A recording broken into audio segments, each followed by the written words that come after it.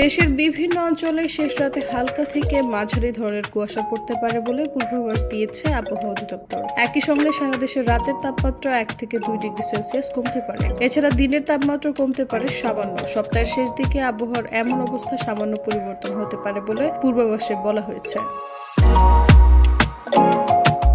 শনিবার সকাল থেকে 72 ঘন্টার পূর্বাভাসে এমন তথ্য জানিয়েছে সরকারি সংস্থাটি। পূর্বাভাসে বলা হয়, উপমহাদেশীয় উঁচু চাপ বলয়ের বর্ধিতাংশ বিহার এবং তৎসংলগ্ন এলাকায় অবস্থান করছে। মৌসুমী স্বাভাবিক লঘুচাপ দক্ষিণ বঙ্গোপসাগরে অবস্থান করছে। এর বর্ধিতাংশ উত্তর পূর্ব বঙ্গোপসাগর পর্যন্ত বিস্তৃত রয়েছে। এতে আরো বলা হয়েছে, আগামী 3 দিন অস্থায়ীভাবে আংশিক মেঘলা আকাশ সহ সারা দেশের আবহাওয়া শুষ্ক থাকতে পারে। তবে রাতের তাপমাত্রা 1 থেকে 2 ডিগ্রি সেলসিয়াস কমতে পারে এবং দিনের তাপমাত্রাও সামান্য কমতে পারে।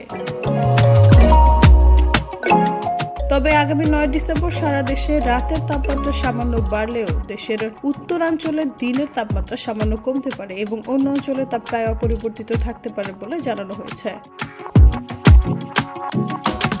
নিউজ ডেস্ক, ভোরের পাতা।